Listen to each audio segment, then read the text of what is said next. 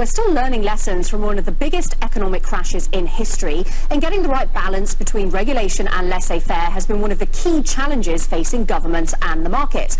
But have industries historically been more successful at self-regulating themselves than regulators ever have been? Joining us now to discuss from New York is Edward Stringham, president of the American Institute for Economic Research. Edward, delighted to have you on the program. Thank you so much for joining us. You've written a book about private governance. So I want to ask you, is it that you think government regulation doesn't work, or just that it hasn't been done correctly since the financial crisis?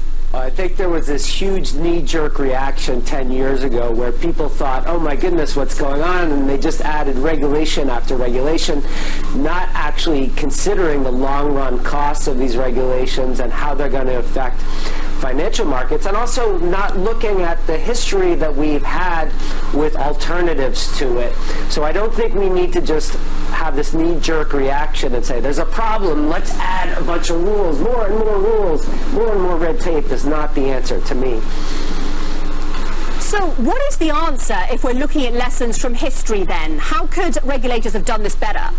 Sure, yeah. So when I look back in history, there's actually plenty of rules and regulations that actually come from the markets themselves. So we can think about the invisible hand as the analogy, Adam Smith's analogy about the market, but actually producing rules and regulations. So if you look at the history of markets like the London Stock Exchange, it originally was a coffee house, Jonathan's Coffee House, that started creating private rules and regulations to create reliability. They would put the names of defaulters on a chalkboard in Jonathan's Coffee House. They eventually turned it into a private club where only reliable people could be a member. And then they adopted eventually as their motto, my word is my bond.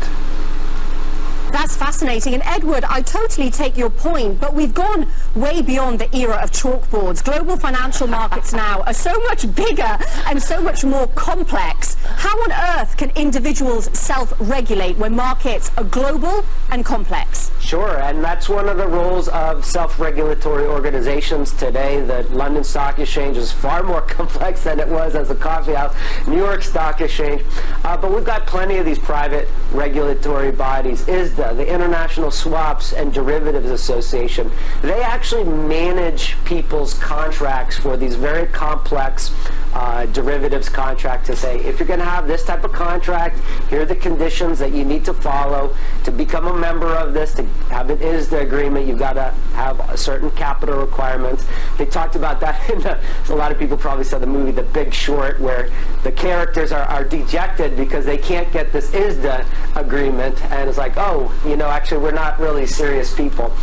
So there's plenty of things, futures markets, the commodities exchanges, these things, the New York Mercantile Exchange, they actually manage counterparty default risk. So when you're a member of the New York Mercantile Exchange and you make a contract with somebody else, the exchange is actually assuming counterparty default risk. They're managing the contract between the two parties. So yes, it is tremendously complex, and we have a lot more private rules and regulations than we actually ever have. Yeah, Ed, and I mean, I certainly understand the idea of counterparty default risk, and banks certainly do that as well. But if regulation wasn't really needed and financial markets, financial participants were able to regulate themselves effectively, why did we have the global financial crash?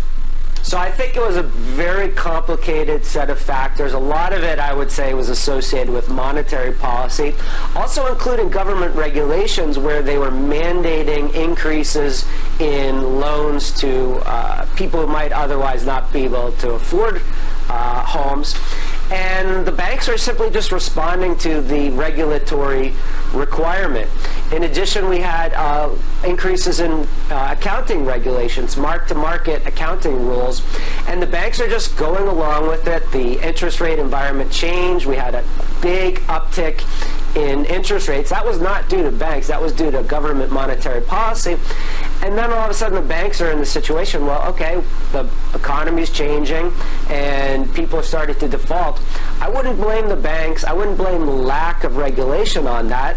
These people were just responding to market conditions. The banks were just victims, I would say. They were exhibiting symptoms, but they actually didn't cause the disease of increasing interest rates, which led to a lot of these defaults on mortgages. Will we have safer and more efficient markets in 10 years to the point that we can avoid a crisis like the last? I can predict with 100% certainty there's going to be some fluctuations, and no matter how many government regulations we have, unfortunately, it's not going to be the next economic downturn. And I would say the same thing. I'm a big fan of private rules and regulations, private governance, but I think there's going to be fluctuations from time to time. That's just going to be a factor. We cannot legislate it out of existence, and that's sad. It's a fact of the world, though. We can't eliminate fluctuations in markets or any type that we can dream up.